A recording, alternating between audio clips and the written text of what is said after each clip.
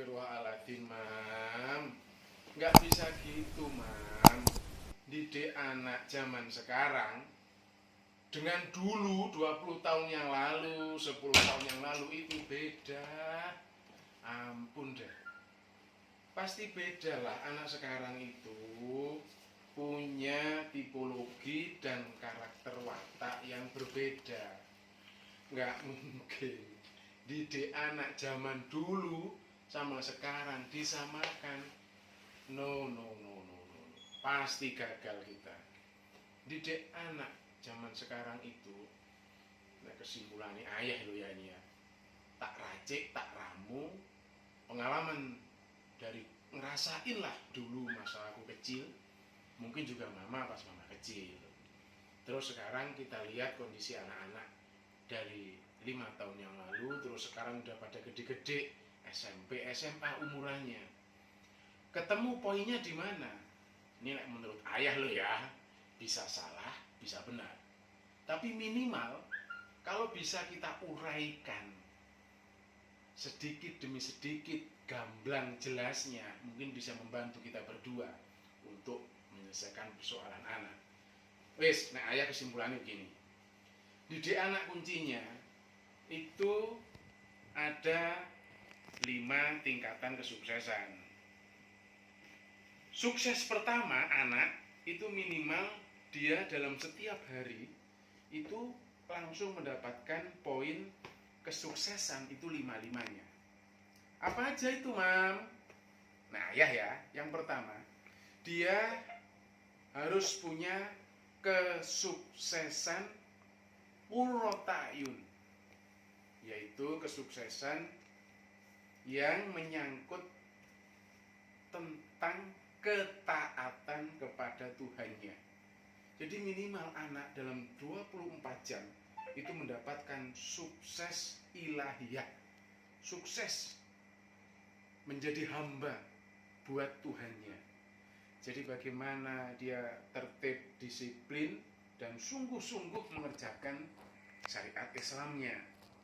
Ngaji, sholat 5 waktu tertib, wudu, dan lain sebagainya. Ya intinya konteksnya adalah sukses syariat atau sukses ilahiyah. Itu yang pertama.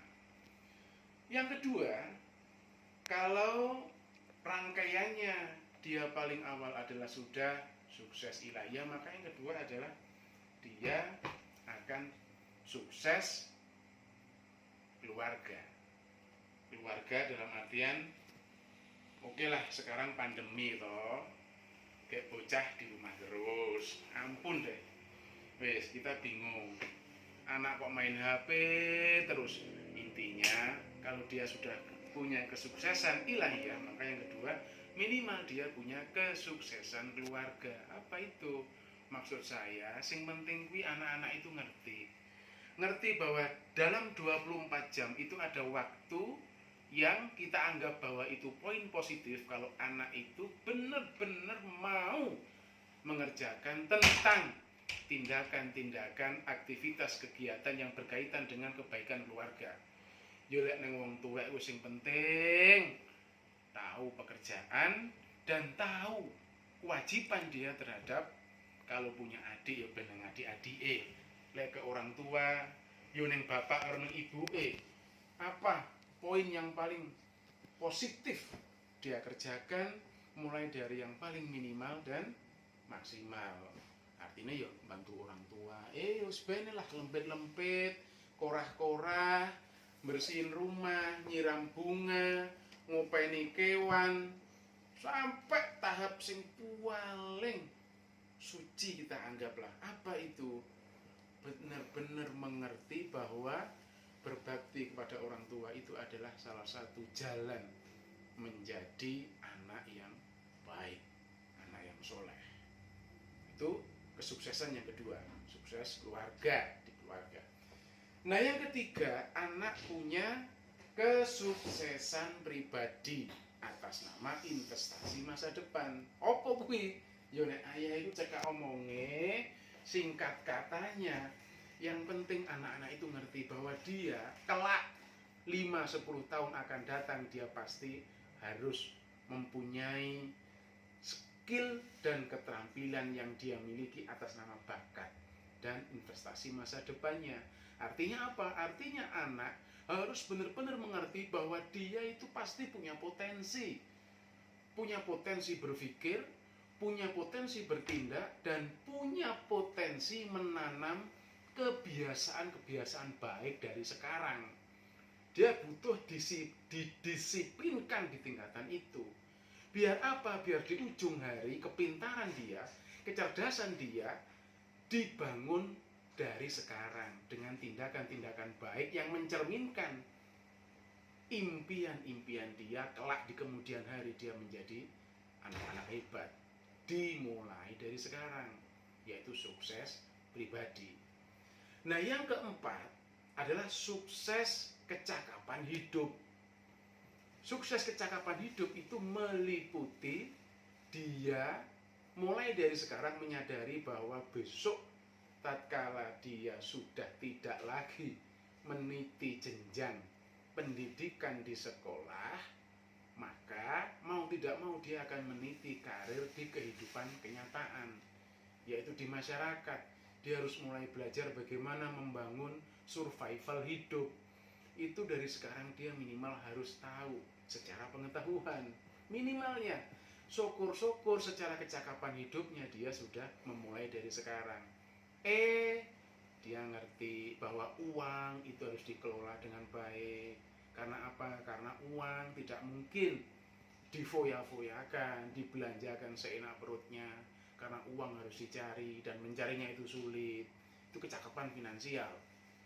Terus kecakapan-kecakapan yang lain meliputi bagaimana mendidik adik-adiknya, bagaimana mengerti atas kalau tetangga sakit dia ya ngombyongi jenguk temannya yang sakit. Kalau ada kematian dia sudah memulai untuk mengenal bahwa dia harus ikut takziah, ngombyongi bagaimana berbaur dengan masyarakat sampai di tahapan yang paling besar. Dia ngerti bahwa dokter itu adalah profesi, bahwa guru itu adalah profesi, berdagang itu adalah cara orang untuk survival hidupnya lebih terhormat, lebih baik, lebih berubah, dan lain sebagainya. Intinya meliputi kecakapan hidup. Dan yang terakhir, Mang, nek ayah ini, wis anak yang penting terdidik, terpimpin, dan terorganisir dalam basis kesuksesan universal.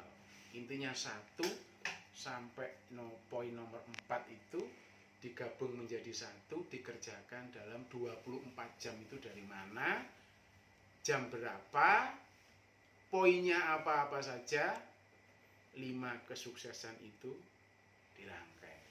Wis nah ya kok ketone koyo ngono mah, wis mbuh bener mbuh salah.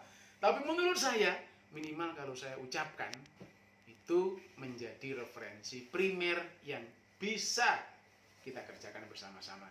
Oke Bumi, Najwa, Rama, dengarkan omongan ayah ya Alia. Mudah-mudahan suatu saat YouTube ini membuatmu mengingat bahwa sesuatu itu harus dimulai dari sekarang. Kalau kamu punya impian menjadi orang besar, karena orang besar tidak dilahirkan dari warisan orang tua, dari bapakmu yang pejabat, dari bapakmu yang maha kaya, dari kamu kuliah, tetapi proses yang dijalani sedikit demi sedikit dari kesuksesan kecil, kesuksesan sedang, akhirnya kamu di kesuksesan yang unlimited dan tidak terbatas. Salam perlawanan, salam perubahan, menggaji diri sendiri, menggaji orang lain, menggaji Indonesia. Hormat Godang Wiyadi, Godang Wiyadi, Godang Wiyadi, Godang Wiyadi, Godang Wiyadi, Godang Wiyadi.